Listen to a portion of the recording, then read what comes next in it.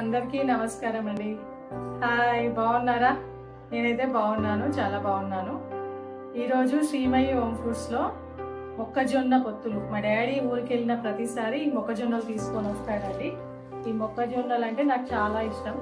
So వాటితో చాలా recipes ఉంటాయి. అందులో ఒక రెసిపీ మీతో షేర్ చేద్దామని నేను అనుకుంటున్నాను. సో దానికోసం ఈ మొక్కజొన్నలు తీస్తున్నానండి. ఈ మొక్కజొన్నలు హెల్త్ పరంగా కూడా చాలా మంచివి, ఎందుకంటే న్యాచురల్ ఫుడ్ దాని కిందకే వస్తుంది కదా. సో అందుకే దీన్ని నార్మల్గా ఉంచుకొని ఫ్రై చేసుకొని తినొచ్చు, కాల్చుకొని తినొచ్చు, ఇంకా మిక్సీ పట్టుకొని గారెలు చేసుకొని కూడా తినొచ్చు. ఇది తీసుకొచ్చారండి. సో వీటిని ఇప్పుడు పీల్ చేసుకొని గింజలు ఒలుచుకుందాము. తొక్కలు తీసేసుకొని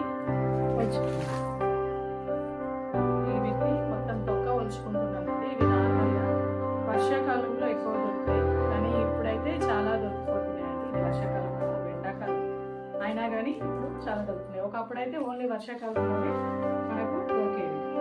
సో వీటిని అన్నిటిని పొట్టు తీసుకొని గిన్నెలో వేసుకుంటాం.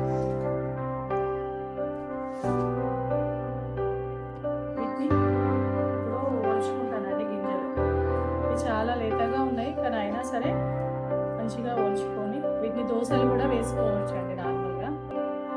సో వీటిని ఒలుచుకుంటున్నాను. గింజలు మొత్తం తీసుకోవాలి. ఈ మొక్కజొన్నలు అన్నీ ఒలుచుకున్నానండి. నాకు చాలానే వచ్చాయి, అన్నీ కూడా చాలా లేతగా ఉన్నాయండి. సో కొన్ని గారెలు చేసుకుందామని అనుకుంటున్నాను. ఇంకొన్ని ఫ్రై చేసుకోవడానికి ముందుగానే తీసుకున్నాను.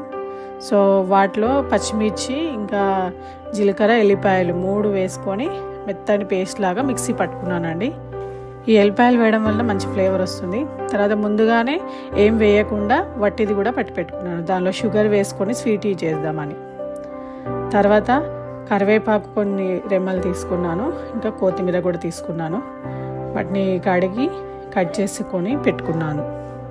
ఈ పిండిలో వేసుకొని మంచిగా కలుపుకోవాలి. ఆనియన్స్ కూడా కావాలంటే చిన్న చిన్న ముక్కలుగా కట్ చేసుకొని దీనిలో యాడ్ చేసుకోవచ్చు, ఇంకా టేస్టీగా బాగుంటాయి. కానీ నేను వేయలేదండి. ఇంకా ఇందులో నార్మల్గా పెసరపప్పు నానబెట్టుకొని వేసుకున్నా కానీ బాగుంటుంది. దీనిలో షుగర్ యాడ్ చేస్తున్నాను. షుగర్కి బదులు బెల్లం కూడా వేసుకోవచ్చు, కానీ కలర్ తొందర చేంజ్ అవుతాయి. సో అందుకే నేను షుగర్ వేసుకున్నాను. ఎక్కువ పట్టదండి, ఎందుకంటే మొక్కజొన్నలు చాలా లేతగా ఉన్నాయి, అవి స్వీట్గానే ఉన్నాయి. సో తర్వాత ఇలా క్లాత్ పైన కొంచెం కొంచెం పిండి తీసుకొని గారెల షేప్లో ఒత్తుకున్నాను. కవర్ పైన కూడా చేసుకోవచ్చు, నేను క్లాత్ పైన చేశానండి. కొంచెం లావుగానే ఒత్తుకోవాలి. చల్లగా అయ్యాక కూడా మనకు గట్టిగా కాకుండా మెత్తగా సాఫ్ట్గా అలానే ఉంటాయి, కొద్దిగా లావుగా ఒత్తుకుంటే. సో ఇది ఫ్రై అవ్వడానికి కూడా కొంచెం టైం పడుతుంది. మీడియం మంట పైన పెట్టుకొని ఇవి మొత్తం ఫ్రై చేసుకోవాలి. 2 వైపులా తిప్పుకుంటూ ఫ్రై చేసుకోవాలి.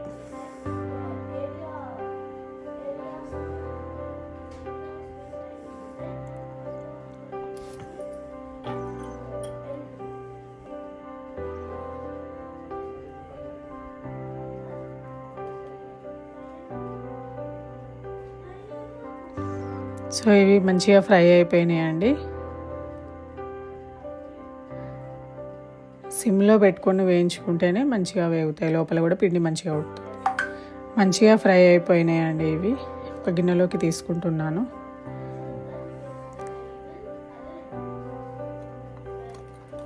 సో మిగతా పిండి అంతా కూడా అలానే వేసుకొని ఫ్రై చేసుకోవాలి. నెక్స్ట్ స్వీట్వి కూడా వేసుకున్నానండి. అది యాక్చువల్గా పిండి షుగర్ వేసిన తర్వాత ఆటోమేటిక్గా కొద్దిగా లూజ్ అవుతుంది. సో గారెల్లాగా షేప్ చేయడం రాదు కాబట్టి నేను స్పూన్ తోటి చిన్న చిన్న బాల్స్ లాగా వేసుకున్నాను. వీటిని కూడా ఫ్రై చేసుకున్నాను.